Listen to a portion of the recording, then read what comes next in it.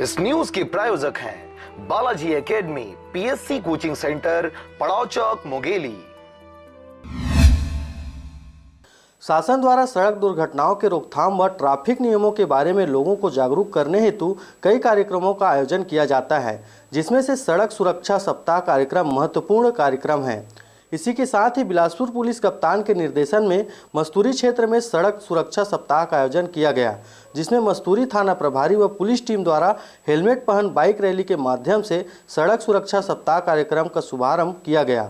वहीं bike rally के माध्यम से पुलिस द्वारा लोगों को यातायात के नियमों के बारे में जागरूक करते संदेश दिया गया।